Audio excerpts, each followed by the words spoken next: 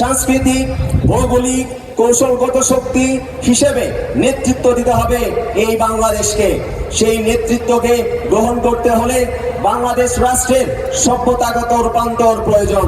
মেধাভিত্তিক একটি রাষ্ট্র কাঠামো গড়ে তোলার জন্য যুব শক্তি কাজ করবে। যুব শক্তি মনে করে তরুণ নারীরা শুধু অংশীদার নয়, তারা হবে নতুন প্রজাতন্ত্রের নেতৃত্বের মুখ। আমরা চাই দায় ও দরদের রাজনীতি, যেখানে নেতৃত্ব মানে দায়িত্ব গ্রহণ, সহানুভূতিশীলতা, সহনশীলতা এবং নাগরিক সমস্যার সমাধানের উদ্যোগ। দায়িত্ব, সহানুভূতি ও মানবিকতা ছাড়া রাজনৈতিক জনগোষ্ঠী গড়ে তোলা সম্ভব নয়। দায় ও দরদের রাজনীতি অধিকার ও সংহতি প্রতিষ্ঠা করে। তাই দায় ও দরদের অনুশীলন আমাদের রাজনীতির অন্যতম নৈতিক ভিত্তি হবে ইনশাআল্লাহ। আমরা চাই এমন এক বাংলাদেশ যেখানে নাগরিক মর্যাদা শুধু কাগজে নয়, বাস্তব জীবনে প্রতিফলিত হবে। যেখানে রাষ্ট্রের সকল ভাষা, সংস্কৃতি, ধর্ম ও জাতিসত্তার মর্যাদা দেবে। যেখানে সাম্প্রদায়িক সম্প্রীতি কেবল স্লোগান নয়, রাষ্ট্রীয় নীতির ভিত্তি হবে। যেখানে যে কোনো প্রকার ধর্মবিদ্বেষ ও উগ্রতাকে পরিহার করে বৃহত্তর জনগোষ্ঠীর ধর্মবোধ ও সামাজিক নৈতিক মূল্যবোধের প্রতি শ্রদ্ধাশীল থেকে আমরা সম্প্রীতি, ইনসাফ ও নাগরিক মর্যাদা প্রতিষ্ঠা করব ইনশাআল্লাহ। বাংলাদেশ কেবল একটি রাষ্ট্রিক সীমানা নয়, এটি একটি বহুদ্বীপীয় সভ্যতা।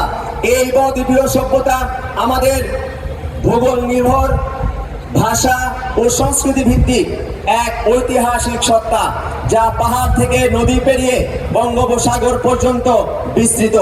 বঙ্গোপসাগর কেন্দ্রিক অঞ্চল জুড়ে সাংস্কৃতিক, ভৌগোলিক, কৌশলগত শক্তি হিসেবে নেতৃত্ব দিতে হবে এই বাংলাদেশকে। সেই নেতৃত্বকে গ্রহণ করতে হলে বাংলাদেশ রাষ্ট্রের সভ্যতাগত রূপান্তর প্রয়োজন। মেধাভিত্তিক একটি রাষ্ট্র কাঠামো গড়ে তোলার জন্য যুব শক্তি কাজ করবে।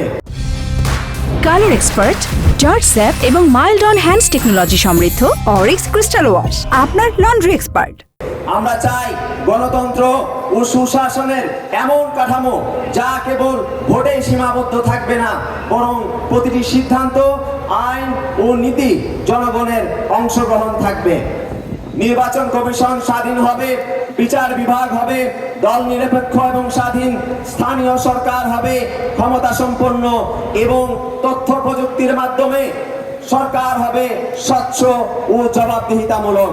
যুব শক্তি মনে করে তরুণ নারীরা শুধু অংশীদার নয়, তারা হবে নতুন প্রজাতন্ত্রের নেতৃত্বের মুখ। পরিবার, কর্মক্ষেত্র, রাজনীতি ও আন্দোলনে তাদের উপস্থিতি বাধাগ্রস্ত নয়, মূলধারায় পতিত হবে। জাতীয় যুব শক্তি চায় এমন রাষ্ট্র যেখানে নারীর সাহস, সিদ্ধান্ত ও সক্ষমতা বাধাহীনভাবে বিকশিত হবে। নারীর প্রতি সহিংসতা নয়, নারীর হাতেই হবে সমাজ ও রাষ্ট্রের পুনর্গঠন।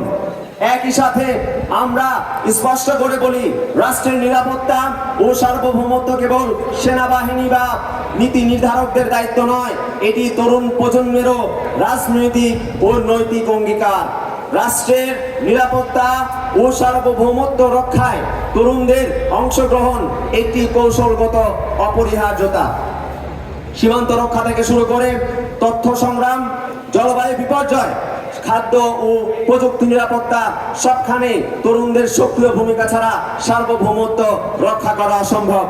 বহুরূপী চ্যালেঞ্জ আমাদের সামনে রয়েছে: চাকরির সংকট, উদ্যোক্তার পথে বাধা, প্রযুক্তিহীন শিক্ষা, মাদকের ভয়াবহ বিস্তার এবং অন্তঃসারশূন্য বাজার নির্ভর সংস্কৃতি তরুণদের বিপথে ঠেলে দিচ্ছে।